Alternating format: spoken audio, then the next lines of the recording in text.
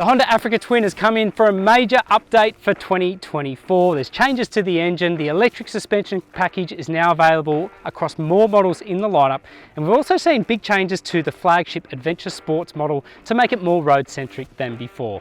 This week we are putting this bike to really the ultimate torture test, the Australian Outback. We're riding from Carnarvon in Western Australia to Alice Springs in the middle of the country. We have a mid-level ES variant. I can't wait.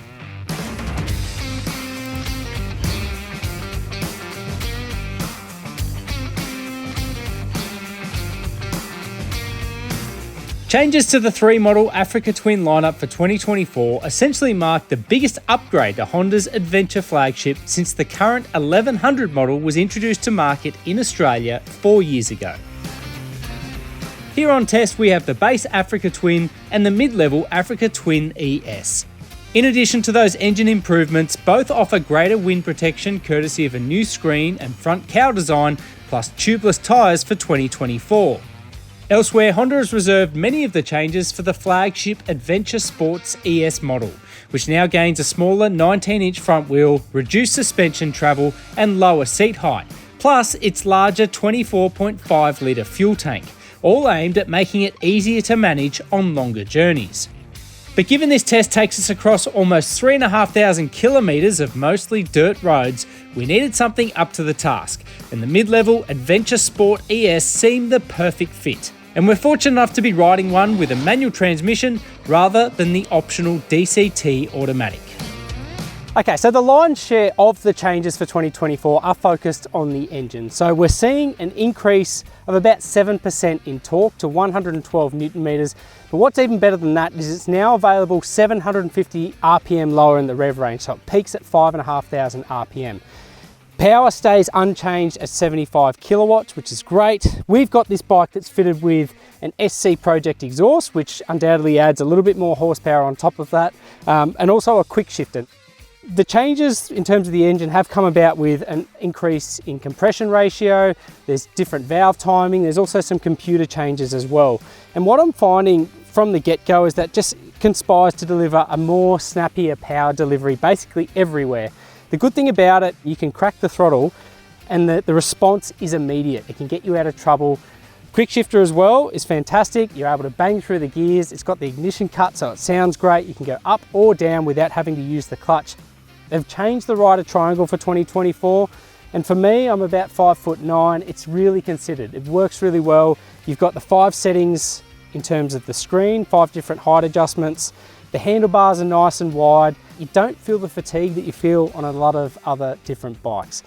The Africa Twin's electrically controlled suspension offers 5 different settings, including a tunable user mode, while the engine offers 6 different maps, 2 of them tunable. The Africa Twin ES also offers ABS, wheelie control and 8-stage traction control, plus cruise control, heated grips and 2 power outlets. As before, all of this information is telegraphed via a 6.5-inch touchscreen with Apple CarPlay and Android Auto. And to be frank, Honda has missed a golden opportunity to streamline its operation. The screen submenus are dense and confusing, especially while on the move, and the handlebar switch block presents like an Airbus cockpit with its umpteen buttons and switches. But enough of the preamble, let's hit the road.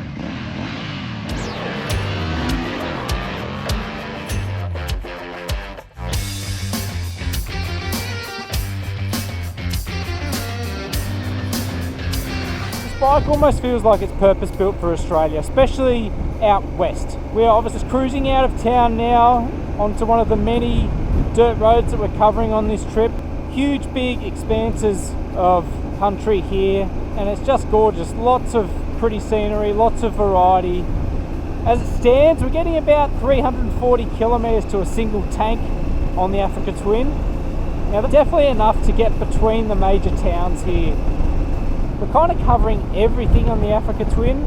A variety of surfaces, a bit of sand, a bit of real fine, almost like granite surface. Obviously a lot of bulldust, a lot of red dirt, sandier sections as well. And across all surfaces, the Africa Twin just shines. 2 different seat heights of either 850mm or 870mm bolster the Africa Twin's on-road comfort. while off-road, a minimum ground clearance of 250mm lends a surprising degree of capability. I won't lie, it is a huge motorcycle. This one's about 240 kilograms with the electronic suspension. It's not going to be for everyone, especially in sandy environments. It can be a little bit intimidating, but after a couple of days behind bars, spending some time on this bike, I've been super impressed at just how confidence inspiring it is. And I guess the best demonstration of that is when you jump off this onto a Transout, which I've just done today. For me, this just feels like a better built motorcycle with better built parts. Yes, it's more expensive than a Transout, but it's the old adage, you get what you pay for.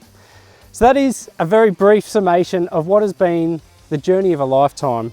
About 4,000 kilometres from Carnarvon in Western Australia to Alice Springs with Daryl Beattie Adventures. Safe to say we have tested this bike in every different environment and it nails it every time. For me, the Africa Twin is the great all-rounder. There are more road-centric adventure bikes. There are probably more off-road centric adventure bikes. This is the happier medium for me, and I think this road test that we've done, the ultimate torture test, has been a great demonstration of that. It's been a fantastic experience and I've really enjoyed it aboard the Africa Twin.